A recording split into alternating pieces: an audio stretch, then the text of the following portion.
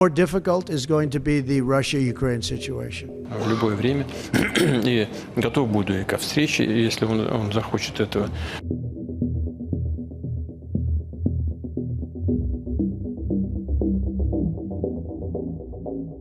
Secerca harapan perdamaian muncul di palagan perang Rusia-Ukraina.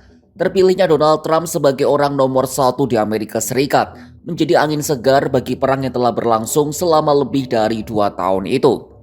Sebab dalam kampanye dulu, Trump berjanji akan memprioritaskan penyelesaian konflik Rusia-Ukraina saat memangku jabatan sebagai presiden.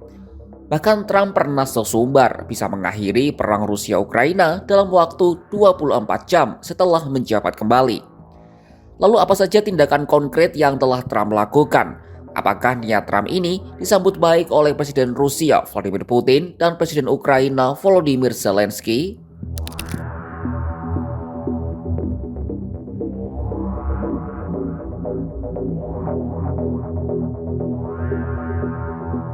Kamis 19 Desember 2024, Presiden Rusia Vladimir Putin mengaku siap untuk berunding kapan saja dengan Presiden terpilih AS Donald Trump terkait perang di Ukraina. Ia menyambut baik tawaran itu dan menyebut sudah lama dirinya tidak mengajak bicara Trump. Во-первых, я не знаю, когда мы с ним встретимся, да, потому что он об этом ничего не говорит. Я с ним вообще не разговаривал более 4 лет. И я готов к этому, конечно, в любое время.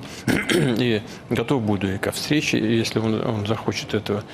Tak cuma dengan Trump, Putin juga siap untuk berunding tanpa persyaratan apapun dengan Presiden Ukraina Volodymyr Zelensky.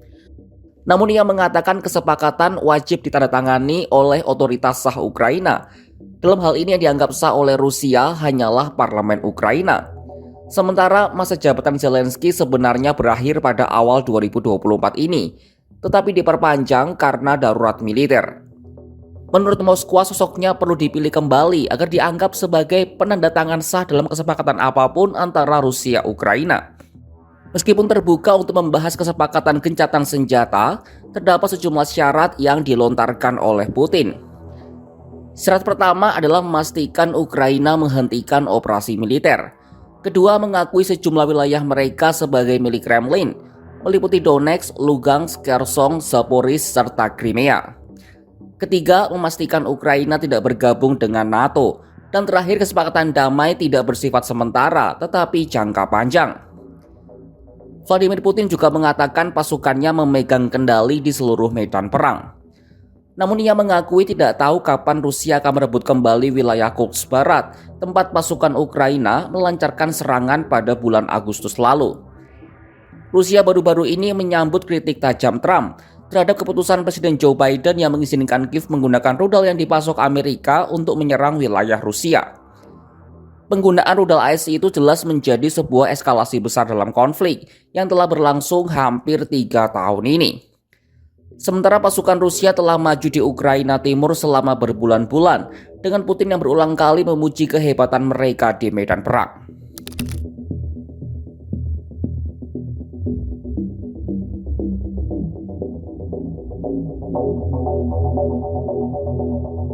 Meskipun sebelumnya optimis mampu menyelesaikan perang Rusia-Ukraina kurang dari 24 jam, Donald Trump nampaknya mulai sedikit pesimis. Dalam konferensi pers pada Senin 16 Desember 2024, Trump memperkirakan penyelesaian perang Rusia-Ukraina akan menjadi lebih sulit. Ia menyalahkan pemerintahan Joe Biden yang mengizinkan penggunaan rudal jarak jauh buatan Amerika bagi Ukraina. Trump menilai Amerika Serikat seharusnya tidak mengizinkan rudal-rudal ditembakkan sejauh 200 mil ke Rusia. Sebab menurutnya hal itu adalah sesuatu yang buruk. More difficult is going to be the Russia-Ukraine situation. I see that as more difficult. I don't think they should have allowed missiles to be shot 200 miles into Russia. I think that was a bad thing.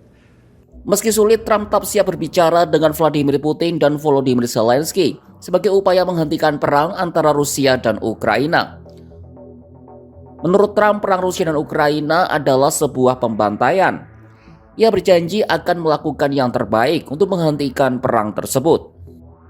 Pada awal Desember ini, Trump telah bertemu dengan Zelensky di Paris.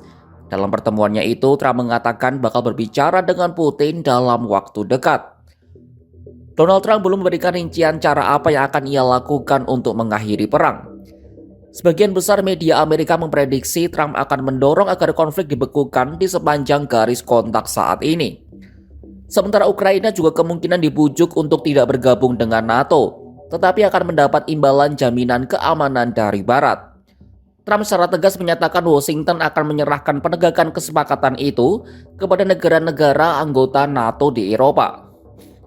Di lain sisi, meski kerap mengkritik bantuan finansial dan militer yang diberikan Amerika kepada Ukraina di bawah pemerintahan Biden, namun Trump menegaskan dirinya tidak akan meninggalkan Kiev. Trump yang akan kembali ke Gedung Putih pada Januari 2025 telah memicu kekhawatiran di Kiev. Sebab Trump dapat maksa Ukraina untuk menerima perdamaian dengan persyaratan yang menguntungkan Moskwa.